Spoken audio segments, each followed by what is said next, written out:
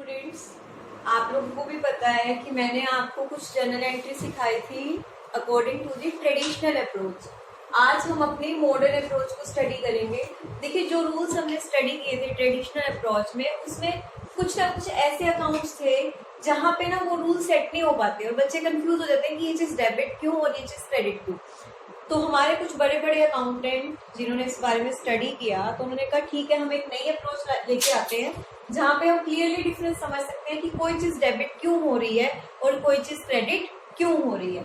आज मैं सिर्फ आपको ये फॉर्मूला, ये फॉर्मेट, आप जो भी कह सकते हैं, ये समझाऊंगी। कल की वीडियो में हम क्या करेंगे, जो 10 एंट्रीज मैंने आपको ट्रेडिशनल अप्रोच से समझाई थी, वही सेम 10 एंट्रीज मैं आपको मॉडर्न अप्रोच से करवाऊंगी।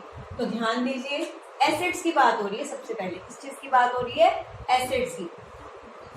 एसेट अकाउंट में आपको 5 चीजों में क्लासिफाई किया जाता है मॉडर्न अप्रोच को। एसेट्स को अलग लेके चलते हैं, एसेट्स का अलग रूल है, लायबिलिटी का अलग रूल है, कैपिटल का अलग, कोई भी रिवेन्यू या प्रॉफिट है उसका अलग रूल रहेगा, कोई भी एक्सपेंस या लॉस है तो हमारा उसका अलग रूल रहेगा। एसेट्स के बैलेंस क्या होते हैं? डेबिट। आपको पता है कि एसेट के बैलेंस क्या होते हैं? डेबिट। हमेशा ध्यान रखना। तो ऑब्वियस सी बात है कि अगर एसेट बढ़ेगी तो ऑब्वियस सी बात है बढ़ना तो डेबिट में ही जाएगा, क्योंकि एसेट के बैलेंस क्या होते हैं? डेबिट। तो एसेट का बढ़ना किस में जाएगा? डेबिट में। आपको कोई भी ऐसी एंट्री दी हो, सपोज आपको ये कहा गया है फर्नीचर परचेज्ड, आपको क्या कहा गया है? एक एंट्री, चलिए आपके सामने मैं ले लेती हूँ, परचेज फर्नीचर। परचेज फर्नीचर में क्या हुआ? एक फर्नीचर इंक्लूड है और एक कैश इंक्लूड है। ये दोनों ही आपकी क्या है? एसेट्स। फर्नीचर खरीदा तो फर्नीचर बढ़ रहा है तो फर्नीचर तो हो जाएगा डेबिट। कैश कम हो रहा है तो कैश क्या हो जाएगा? क्रेडिट। एसेट का बढ़ना डेबिट, एसेट का कम होना क्रेडिट। क्लियर है ये चीज आपको? ठीक है। इसी तरह लायबिलिटी है, कोई भी लायबिलिटी आपके सामने आती है तो अगर लायबिलिटी के बैलेंस होते हैं क्रेडिट, अगर आपकी लायबिलिटी बढ़ रही है तो उसको आप करेंगे क्रेडिट, और अगर आपकी लायबिलिटी कम हो रही है तो उसको हम क्या करेंगे? डेबिट। एक एग्जांपल इसका भी ले लेते हैं। देखिए, इसका एक एग्जांपल हमारा क्या रहेगा?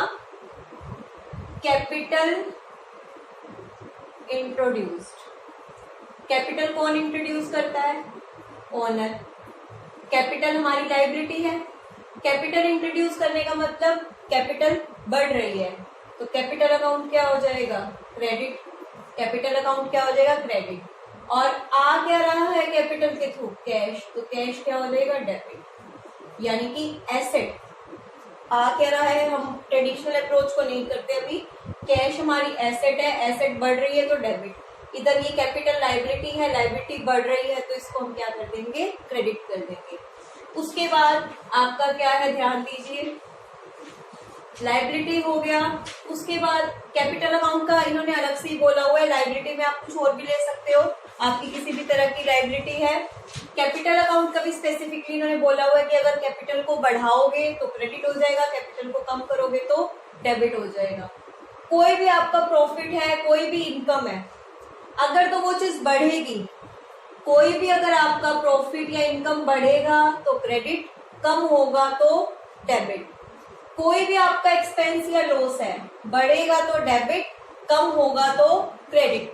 अब मैं आपको वो जर्नल एंट्रीज बोल रही हूँ जो हमने लास्ट क्लास में की थी, आप उसको नोट कर लीजिए नेक्स्ट क्लास में, क्योंकि बोर्ड पे मैं जर्नल एंट्री लिखूंगी नहीं, सिर्फ बोलूंगी और उनका प्रोसीजर इन दोनों तरीके से बताऊंगी।